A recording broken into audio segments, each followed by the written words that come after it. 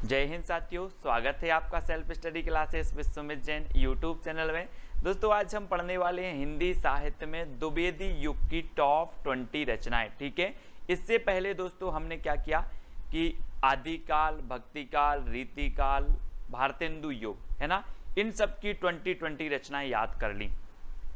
अब 20 रचनाएं हम द्विवेदी युग की याद करेंगे जो कि आपके एग्जाम में पूछी जाती हैं। अगर आप अभी तक व्हाट्सएप ग्रुप से नहीं जुड़े हैं तो 9098609291 इस नंबर से आपको व्हाट्सएप ग्रुप को ज्वाइन करना है दोस्तों, और आपको वीडियो को लाइक करना है और शेयर कर देना है। ठीक है, स्टार्ट करेंगे आज का ये वीडियो। और जो भी साथी चैनल के ज्वाइन मेंबर बनना चाहते हैं वो ज्वाइन मेंबर बन सकते हैं दोस्तों।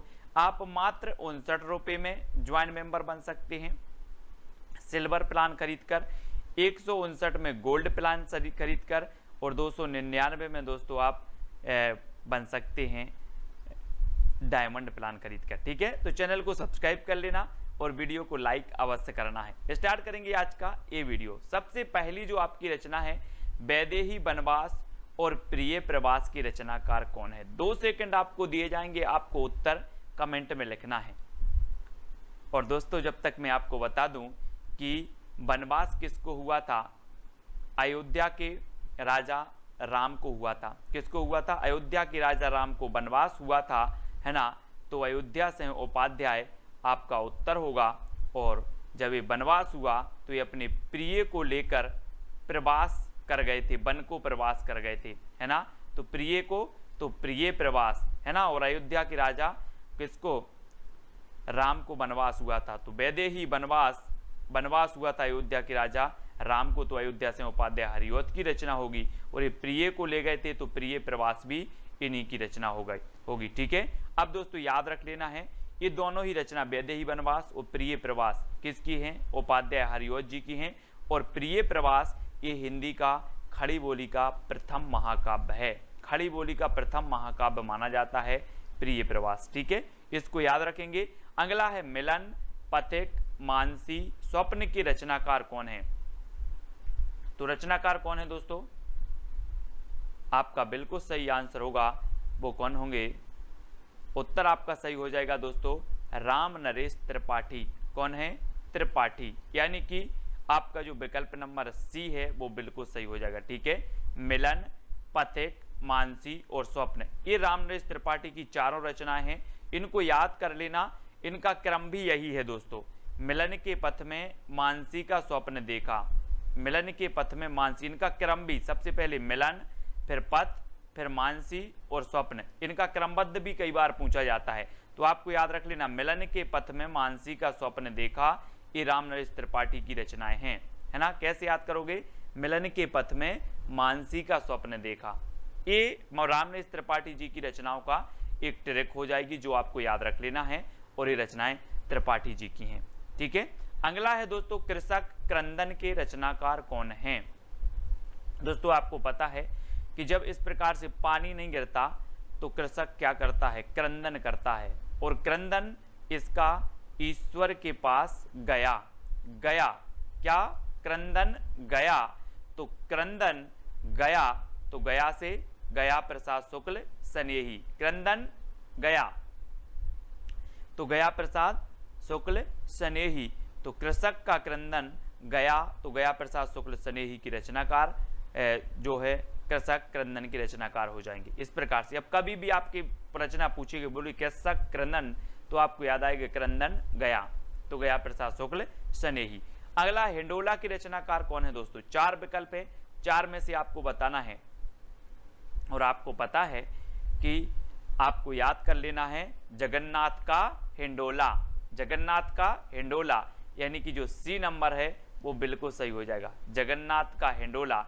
तो हिंडोला रचना और ये किसकी हो जाएगी? जगन्नाथ दास रत्नाकर। ये देखो चित्र में जगन्नाथ का हिंडोला, जगन्नाथ का हिंडोला। अब कभी भूलोगे आप? नहीं भूल पाओगे। जगन्नाथ का हिंडोला, बोले हिंडोला रचना किसकी है? बोले जगन्नाथ दास रत्नाकर, है ना। सी नंबर आपका बिल्कुल सही हो जाएगा। अगला है संपत्ति शास्त्र की रचनाकार कौन है? दोस्तों 4 विकल्प हैं, 4 में से चयन करना है। और आपको पता है अगर आप महावीर की भक्ति करोगे तो आपके पास संपत्ति की कमी नहीं रहेगी। किसकी भक्ति करोगे? महावीर भगवान की भक्ति करोगे तो आपके पास संपत्ति की क्या नहीं रहेगी, कमी नहीं रहेगी। तो महावीर से बनेगा आपका महावीर प्रसाद द्विवेदी। ठीक है, महावीर से क्या बनेगा? महावीर प्रसाद द्विवेदी। इस प्रकार से आपको याद रखना है। ठीक है, बोले महावीर की भक्ति करेंगे तो संपत्ति की कमी नहीं रहेगी। महावीर प्रसाद द्विवेदी, इनके नाम पर द्विवेदी योग का नाम पड़ा था। ठीक है, भारत भारती की रचनाकार कौन है दोस्तों? 4 विकल्प हैं भारत भारती। और आपको पता है कि हम भारत भारती की शरण में हैं। हम लोग क्या हैं? भारत भारती की, माँ भारती की शरण में है कि नहीं है? चित्र में देखो जरा, माँ भारती की शरण में है हम लोग, है ना, माँ भारती की शरण में। तो भारत भारती की शरण तो मैथिली शरण गुप्त, भारत भारती की शरण में है तो मैथिली शरण गुप्त, है ना, शरण गुप्त, मैथिली शरण गुप्त कि इसके रचनाकार हो जाएंगे, है ना। रस कलश के रचनाकार कौन है दोस्तों? रस कलश, ये देखो, रस का कलश औंधा दिया, औंध दिया, है ना, रस का कलश औंध दिया। तो रस कलश के रचनाकार कौन होंगे? औंध दिया तो हरिऔध, है ना। रस का कलश हरि के ऊपर औंध दिया, हरि मतलब भगवान, भगवान के ऊपर औंध दिया। तो रस कलश हरि के ऊपर औंध दिया, चित्र में देखो, हरि के ऊपर औंध दिया, है ना, औंध दिया ना, तो हरिऔध। रस कलश रचनाकार हरिऔध की है। ठीक है, अगला है काव्य मंजूषा के रचनाकार कौन है दोस्तों? 4 विकल्प हैं, 4 सेकंड में आप उत्तर बताएंगे। ट्रिक भी आपके सामने है कि महावीर का काव्य मंजूषा पढ़ती है। महावीर का काव्य कौन पढ़ती है? मंजूषा पढ़ती है। तो काव्य मंजूषा महावीर प्रसाद द्विवेदी, यानी डी नंबर आपका बिल्कुल सही हो जाएगा। अब महावीर का काव्य मंजूषा पढ़ती है, याद रखेंगे आप, महावीर का काव्य मंजूषा पढ़ती है ना। तो काव्य मंजूषा के रचनाकार जो होंगे वो महावीर प्रसाद द्विवेदी होंगे। अगला है दोस्तों रंग में भंग के रचनाकार कौन है? रंग में भंग, दोस्तों आप रंग बना रहे थे और मैंने मेथी डाल दी, मेथी डाल दी, तो आप बोलोगे यार रंग में भंग कर दिया आपने, रंग में भंग कर दिया, क्या डाल दी? मेथी डाल दी, तो रंग में भंग कर दिया। तो रंग भंग के रचनाकार कौन होंगे?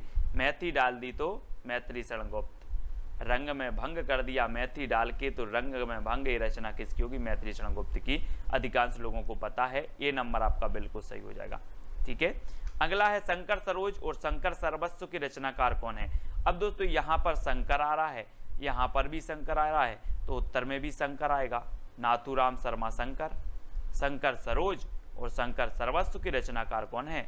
नाथूराम शर्मा शंकर हैं, यानी यह नंबर आपका बिल्कुल सही हो जाएगा। ठीक है, अगला है राम रावण विरोध की रचनाकार कौन है? दोस्तों राम और रावण का क्या है? एक दूसरे से विरोध चलता था और राम और रावण के विरोध में कोई राय नहीं देना, है ना। मैंने कहा राम और रावण के विरोध में राय नहीं देना, कुछ लोग बोले सर राय देवी, अपन तो राय देवी, तो राय देवी, राम रावण के विरोध में अपन तो राय देवी, तो राय देवी प्रसाद पूर्ण, राम रावण के विरोध में राय देवी, तो राय देवी प्रसाद पूर्ण।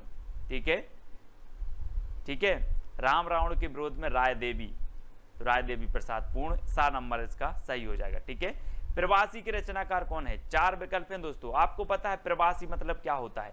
प्रवासी पक्षी नाम सुना होगा। प्रवासी पक्षी मौसम के अनुसार जहां भी उनके अनुकूल मौसम होता है वहां चले जाते हैं, मतलब यहां वहां भागते रहते हैं। वैसे ही प्रवासी यहां वहां भागते हैं, मतलब यहां वहां अपने लोचन से देखते रहते हैं, कहां मौका है कहां अच्छा है वहां भागते रहते हैं। तो कैसे देखते हैं? अपने लोचन से देखते हैं, लोचन से, प्रवासी लोचन से देखते हैं कि हमें किस ओर जाना है, कहां भागना है प्रवासी लोग। तो लोचन प्रसाद पांडे की रचना हो जाएगी प्रवासी।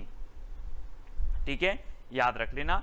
अगला है वीर बालक के रचनाकार कौन है? नाथूराम शर्मा शंकर, लोचन प्रसाद पांडे, राय देवी प्रसाद पूर्ण या फिर लाला भगवान दीन।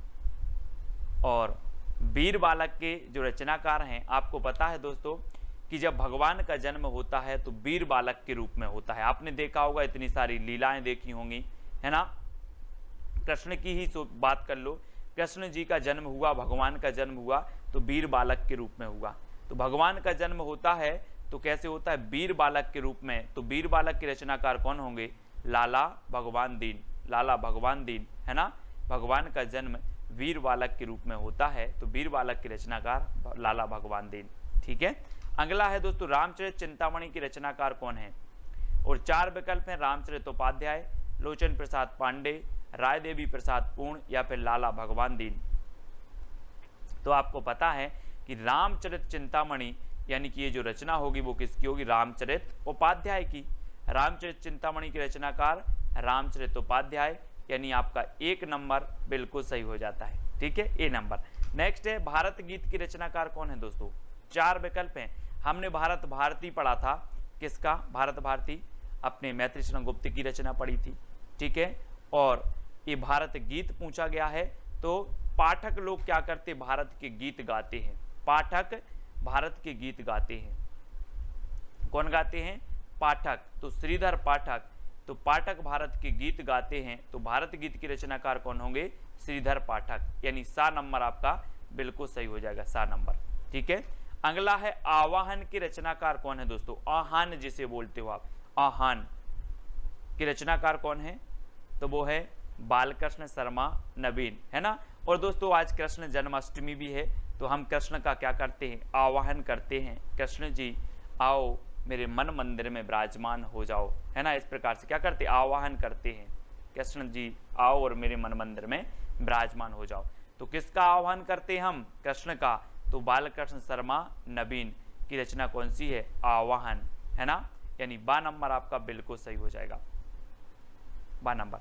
नेक्स्ट है यशोधरा और साकेत की रचनाकार कौन है, 4 विकल्प हैं और 4 में से चयन करना है, और रामचरित उपाध्याय, बालकृष्ण शर्मा नवीन, मैत्री शरण गुप्त, लाला भगवान दीन। तो आपका बिल्कुल सही आंसर होगा दोस्तों कि यशोधरा और साकेत ने मैथ ली, है ना। जब 10वीं पास हो जाती है उसके बाद सब्जेक्ट लेना पड़ता है इस प्रकार से, तो यशोधरा और साकेत ने क्या ली, मैथ ली। तो यशोधरा और साकेत की रचनाकार कौन होंगे, मैथिली शरण गुप्त, मैथिली शरण गुप्त। अब याद रख लेना, यशोधरा और साकेत ने मैथिली, यशोधरा और साकेत ने क्या ली, मैथिली, तो मैथिली शरण गुप्त की रचना होगी।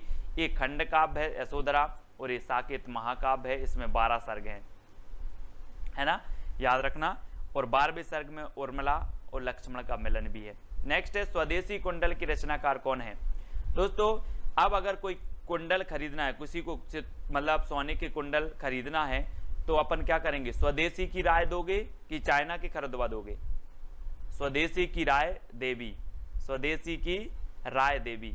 बोले सर अपन तो स्वदेशी की राय देवी, है ना, स्वदेशी की राय देवी, तो स्वदेशी कुंडल राय देवी, राय देवी प्रसाद पूर्ण, स्वदेशी की राय देवी, काई की राय देवी, स्वदेशी की। तो 7 नंबर आपका बिल्कुल स्वदेशी कुंडल के रचनाकार कौन हो जाएंगे, राय देवी प्रसाद पूर्ण।